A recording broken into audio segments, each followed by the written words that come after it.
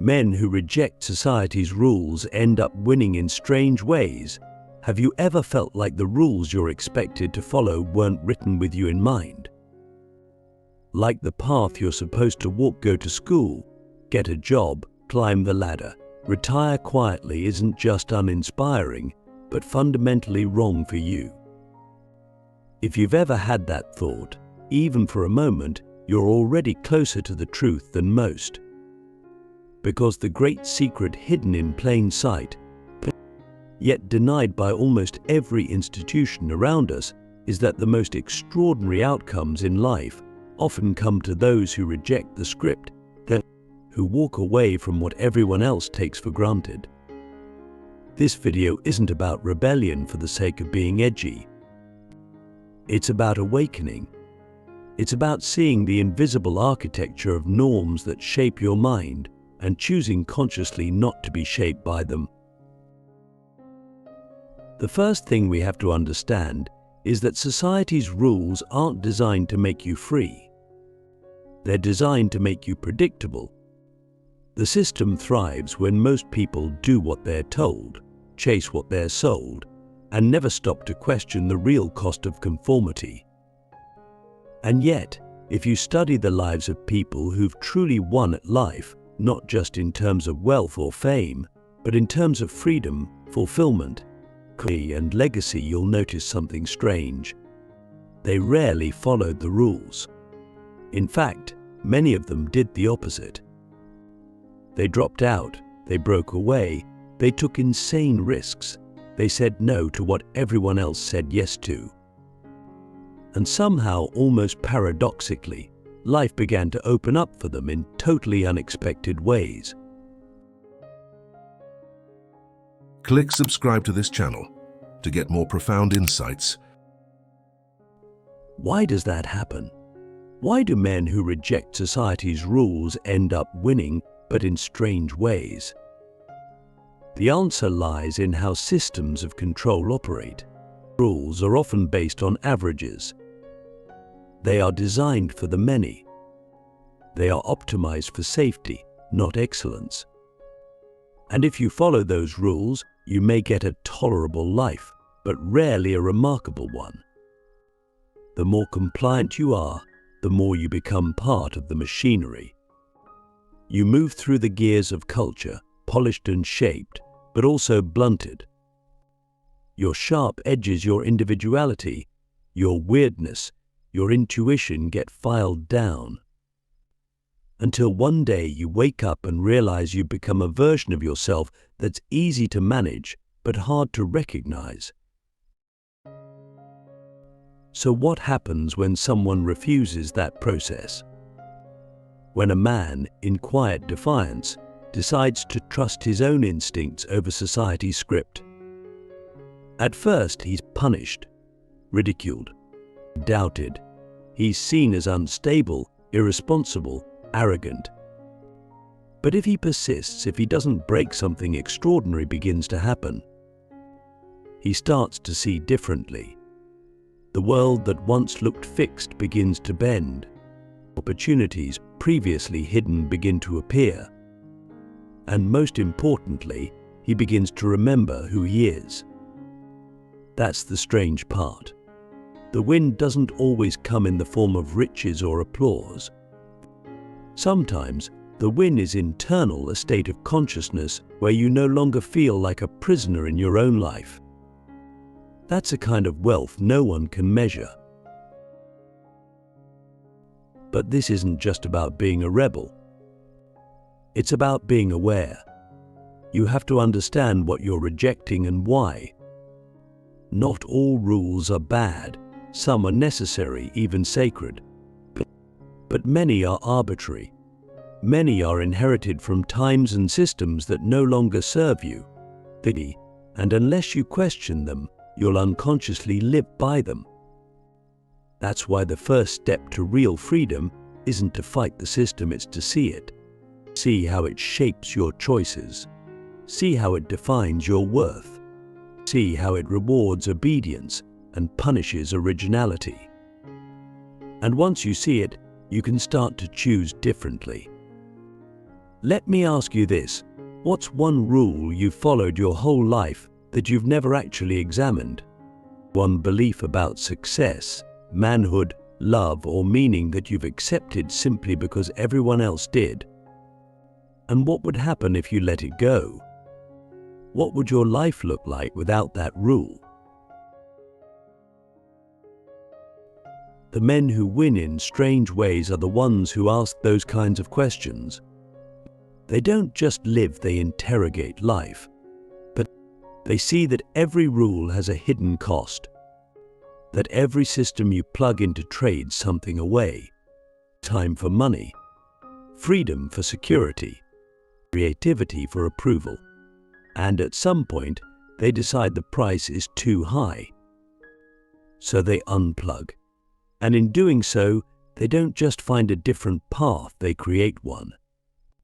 And that path, while uncertain, chaotic, even terrifying, is theirs. That's the win. That's the strange victory that society can't predict, can't replicate, and often can't even understand. But let's be clear, there's a price for this path too. You lose comfort. You lose certainty. You may lose relationships, status, and the safety of belonging. But in return, you gain something rarer than gold, authentic power. The kind that doesn't come from titles or likes or promotions, but from knowing that you built your life on your own terms, and that you didn't just survive, you chose.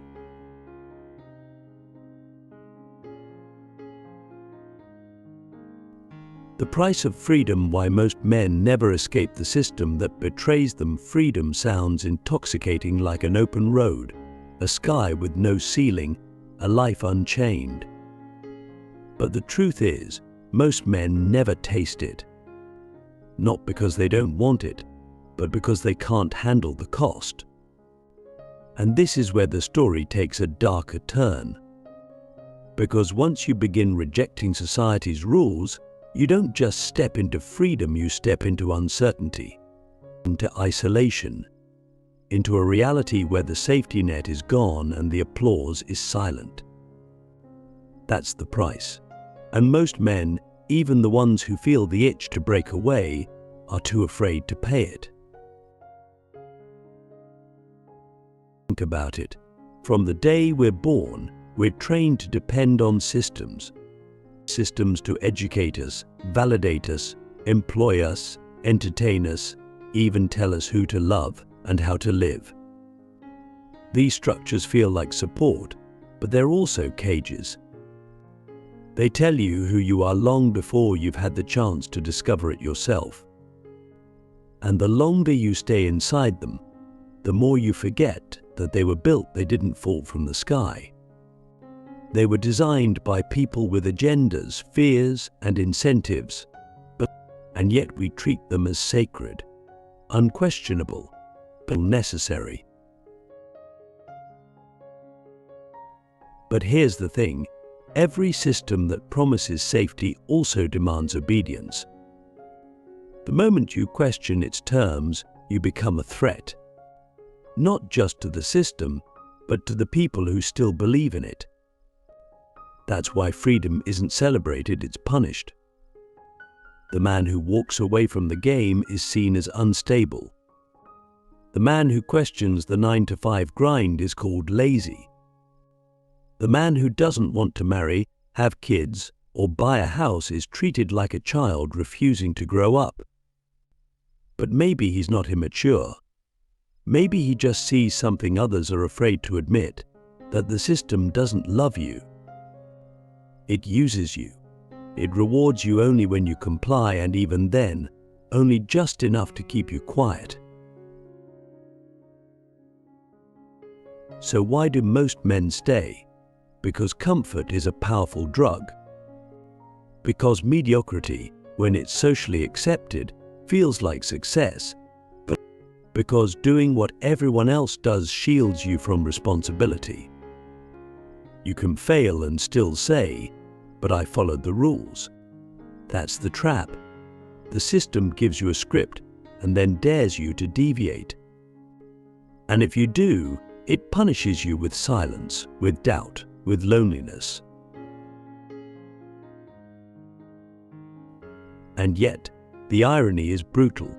The same system that demands your loyalty will betray you. The job that promised stability will lay you off. The education that cost you a fortune will leave you in debt. The social structures that discouraged risk will reward the ones who took it. We've all seen it: men who did everything right and ended up empty. Men who played by the book and still lost the game. That's the betrayal. And it happens not because they were weak, but because they trusted too much. They trusted systems more than themselves. So here's the deeper question: what happens when you realize the system you've built your life on was never built for your freedom? What do you do when you've climbed the ladder, only to find it was leaning against the wrong wall? Most men panic. Some double down, but a few start to unplug. Slowly, quietly, they stop chasing external validation. They start building internal strength. They stop asking for permission. They start creating something that doesn't require approval to be real. And that's where true freedom begins, not in the rejection of rules alone, but in the creation of your own structure. Because freedom without discipline is chaos. But freedom with self-mastery, that's power. That's sovereignty. So I'll ask you something you might not be ready to answer. What part of your life is still governed by a system you no longer believe in? And what would it look like to walk away not in anger, but in clarity? The sacred outsider: why the man on the edge becomes the architect of the future. There's an ancient pattern hidden in the stories of all great civilizations. The outsider, the exile, the one cast out for thinking differently, often becomes the very force that reshapes the world. The prophets weren't priests. The revolutionaries weren't politicians. The inventors weren't certified. And the visionaries weren't ever voted in. They were outsiders, men who stood at the edge of society, looking in with clear eyes and a burning refusal to conform. They're the ones who saw what the world could be, not just what it was. And precisely because they refused to play by the rules, they ended up rewriting them. Why does this keep happening? Why do the men who are pushed to the margins end up shaping the center? It's because standing outside the system gives you a kind of vision that insiders can't possess. When you're no longer invested in preserving the status quo, you start to see its flaws, its illusions, its built-in expiration date. And more importantly, you begin to imagine alternatives. The outsider becomes sacred not because he is perfect, but because he is free. Free to question. Free to create. Free to see. But this freedom doesn't come without a cost. The man on the edge is often misunderstood, mocked, feared. He walks alone while others walk in crowds. He carries doubts that others are too afraid to name, and he pays for his clarity with isolation. But in that isolation, something alchemical happens. The silence becomes strength. The solitude becomes stillness. And the questions he once whispered become visions he cannot ignore. You see, when you no longer need society to define you, you begin to define yourself. And that act of becoming your own standard, your own compass, your own authority is nothing short of revolutionary. It's what turns a man into a force. Because now he doesn't need applause. He doesn't need permission. He doesn't need the system's validation to know that his path is real.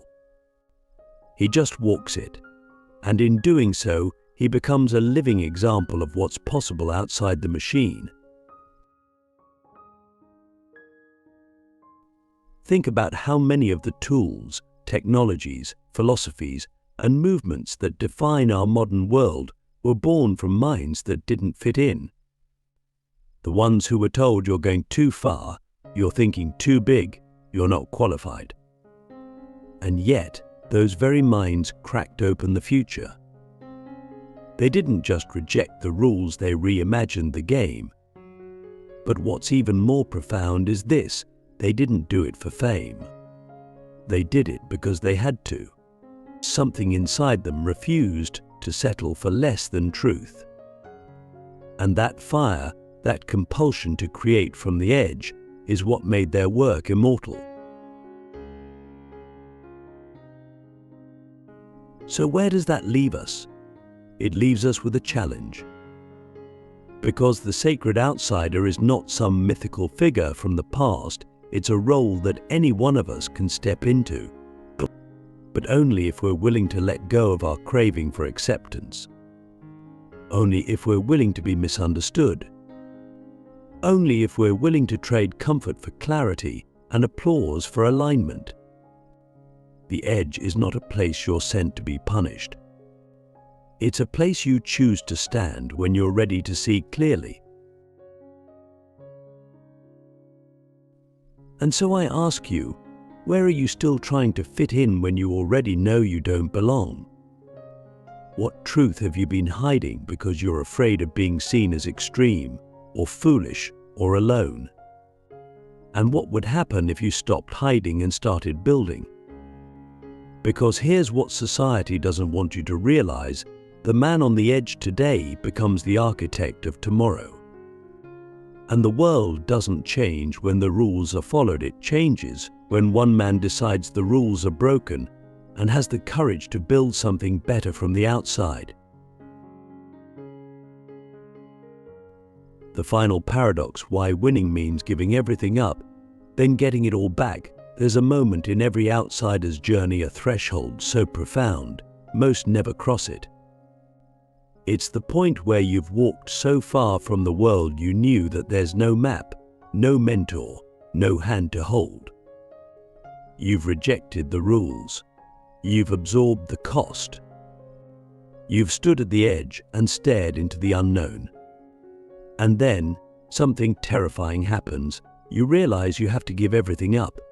And not just the system, not just the expectations, but even your own attachments to what winning is supposed to look like. This is the final paradox. To truly win, to reach that deep, undeniable, unshakable success that doesn't need to be proven to anyone, you have to let go of everything the world told you needed. Status, approval, guarantees, even identity. You have to die to who you were so you can become who you are. It's the death of the ego, the death of the performer, the death of the man who needed the world to clap. And in that death, something wild and ancient is born: truth. Not the kind you post online, the kind you carry in your bones. Because once you've let go of the game, you stop being a player and start becoming the game maker. You don't chase money to feel powerful. You create value because you are powerful. You don't seek attention to feel seen.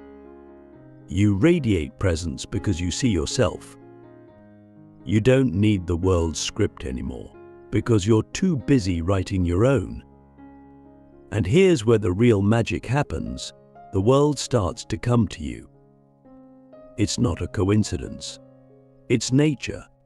When a man walks in full alignment, when he's no longer bound by fear, by need, by illusion, he becomes magnetic. Opportunities appear that once seemed impossible. People notice without you asking. Resources come not because you begged, but because you built. And the ironic, almost mystical twist is this: everything you once thought you had to chase starts to chase you, but only after you let it go. This is why most people never win at that level, because giving it all up feels like dying. And it is. It's the death of your conditioned self, the version of you that was built to survive, to please, to conform. That version has to dissolve if you want to access the version of you that was built to create. And that's not a comfortable process. It's brutal. It's lonely. It's full of doubt and silence and long nights of wondering if you made a mistake. But if you stay with it, if you don't run back to safety, you emerge with something unshakable: sovereignty. And that's the real win. Not a bigger house, not a viral post, not a title, but sovereignty. The ability to wake up and know, without question, that you are living on your own terms, in alignment with your deepest values, building something that matters, but even if no one claps, that's the crown no one can take from you. So I'll ask you, one last time, what are you still holding on to that's keeping you from becoming who you truly are? What illusion of success are you still chasing that you know, deep down, is hollow? And what would happen if you had the courage to give it up, not because you're weak, but because you're finally done playing small? Because here's the truth: men who reject society's rules do end up winning, but not in the way you think. Not with trophies, not with applause. They win in strange, sacred ways by becoming more real than the world ever allowed them to be. And once they do, life doesn't just reward them. It bows,